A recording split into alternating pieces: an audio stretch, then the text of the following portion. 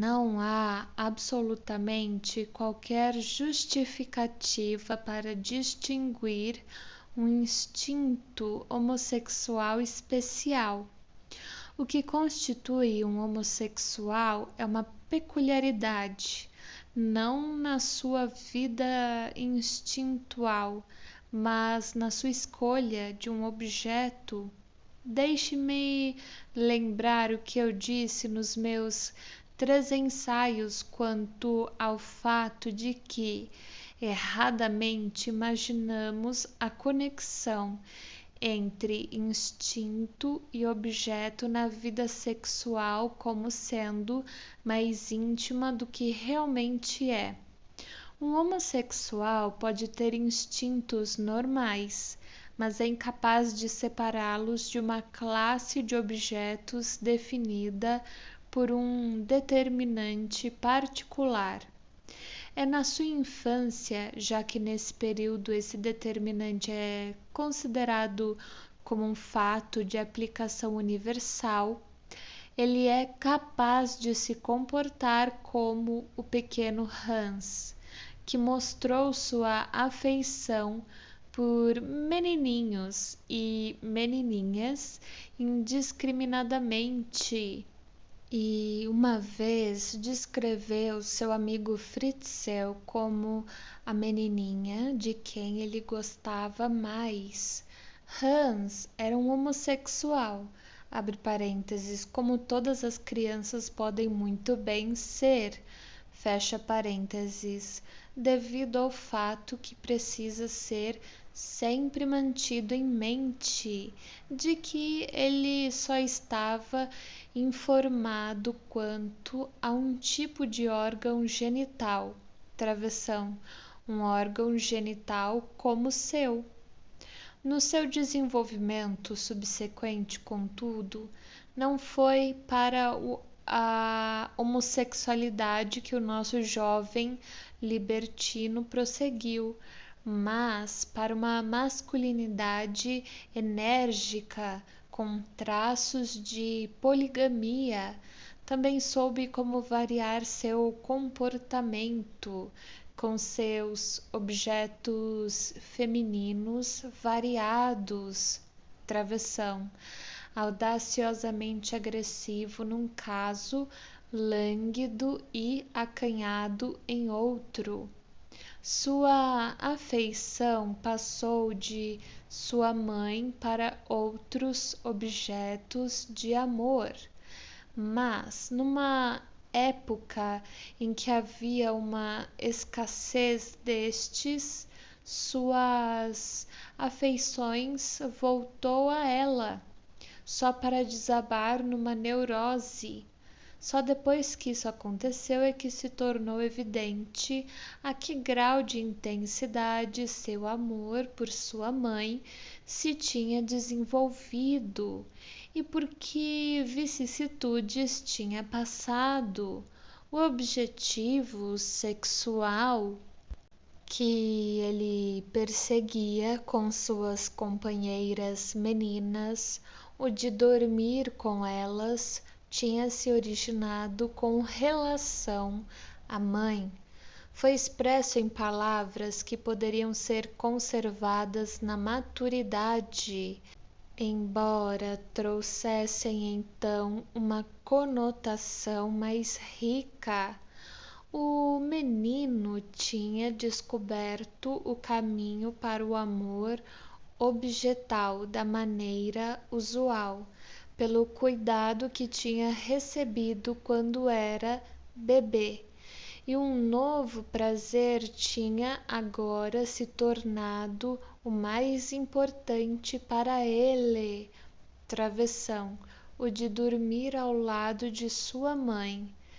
Eu gostaria de enfatizar a importância do prazer proveniente do contato cutâneo como um componente nesse novo objetivo de Hans, que, de acordo com a nomenclatura, abre parênteses, artificial, em minha opinião, fecha parênteses, de Moll, teria que ser descrito como a satisfação do instinto de contractação, abre colchetes, Moll, 1898, cf. 1972, fecha colchetes. Na sua atitude em relação a seu pai e sua mãe, Hans confirma de maneira mais concreta e sem compromisso o que tinha dito na minha interpretação de sonhos, abre parênteses, 1900, seção D, capítulo 5, a partir de 1972, fecha colchetes. Com respeito às relações sexuais de uma criança com seus pais. Hans era realmente um pequeno Édipo que queria ter seu pai fora do caminho, queria livrar-se dele para que pudesse ficar sozinho com sua linda mãe e dormir com ela. Esse desejo tinha se originado durante suas férias de verão, quando a presença e a ausência alternativa de seu pai tinha atraído a atenção de Hans para a condição da qual dependia a intimidade com sua mãe, que ele desejava tanto. Nessa época, a forma tomada pelo desejo tinha sido simplesmente que seu pai devia ir embora.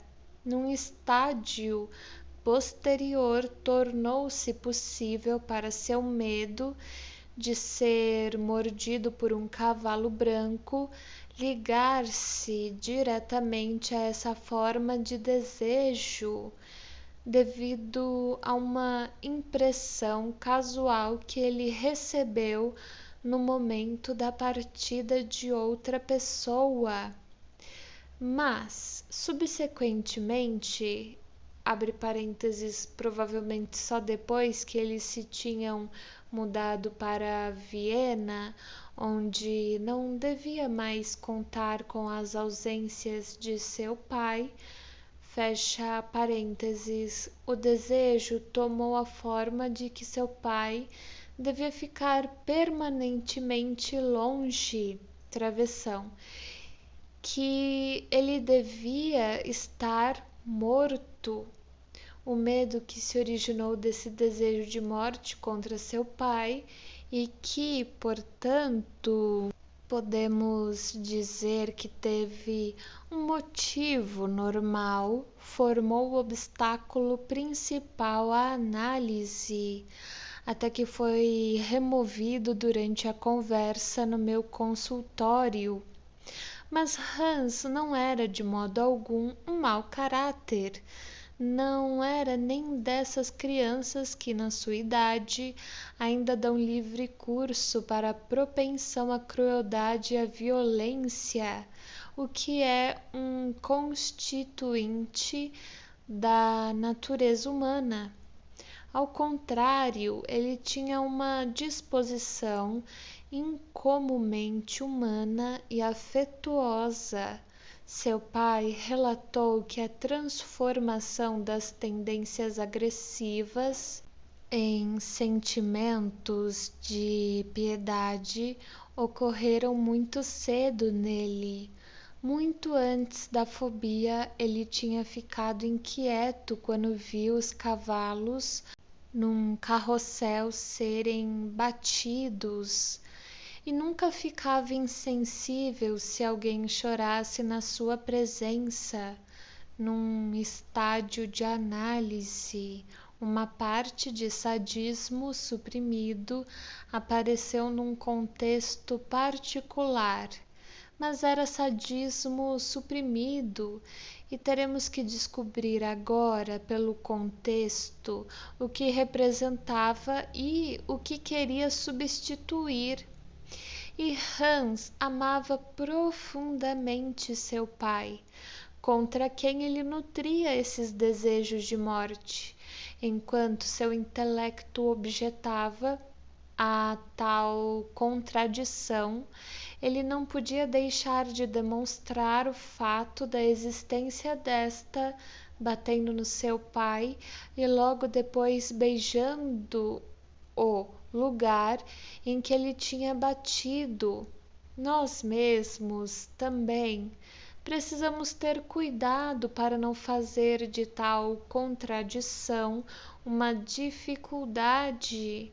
A vida emocional do homem é, em geral, feita de pares contrários como estes. De fato, se não fosse assim, as repressões e as neuroses talvez nunca ocorressem. No adulto, esses pares de emoções contrárias não se tornam, via de regra, simultaneamente conscientes, exceto nos clímax de amor apaixonado. Em outras ocasiões, eles, em geral, continuam suprimindo-se uns aos outros até que um deles consiga manter o outro completamente fora de vista. Mas nas crianças, eles podem existir pacificamente lado a lado por um tempo bem considerável.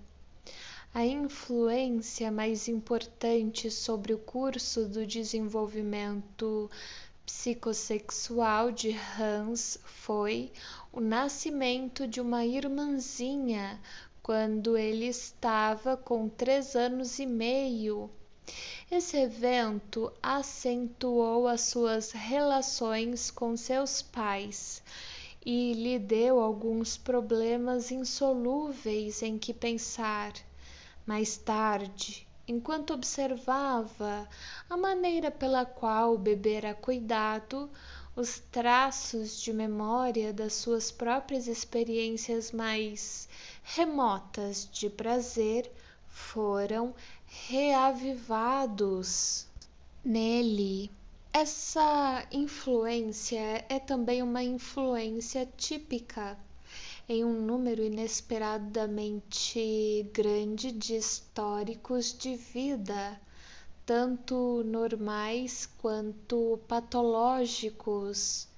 Vemo-nos obrigados a tomar como nosso ponto de partida uma explosão de prazer sexual e de curiosidade sexual ligada, como esta, ao nascimento da criança seguinte.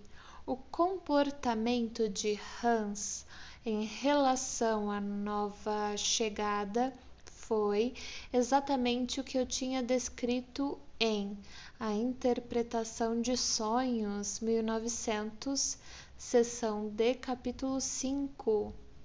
Na sua febre, poucos dias mais tarde, deixou escapar quão pouco gostava do acréscimo à família. A afeição por sua irmã podia vir mais tarde, mas sua primeira atitude foi de hostilidade. Dessa época em diante, o medo de que ainda pudesse chegar outro bebê encontrou lugar entre os seus pensamentos conscientes. Na neurose, a sua hostilidade já suprimida foi representada por um medo especial, travessão, um medo de banho. Na análise, ele deu uma expressão indisfarçada do seu desejo de morte contra sua irmã e não se contentou com alusões que precisavam ser suplementadas por seu pai. Sua consciência mais íntima não considerava esse desejo tão vil como desejo análogo contra o seu pai. Está claro, porém, que no seu inconsciente ele tratava ambas as pessoas da mesma maneira, porque ambas afastavam sua mãe dele e interferiam em seu estar só com ela. Além do mais, esse evento e os sentimentos que foram reavivados por ele deram uma nova direção para os seus desejos. Na sua triunfante fantasia final, ele somou todos os seus desejos eróticos, tanto os derivados da sua fase autoerótica quanto os ligados a seu amor objetal. Nessa fantasia, ele estava casado com sua linda mãe e tinha inúmeros filhos de quem ele podia cuidar à sua própria maneira.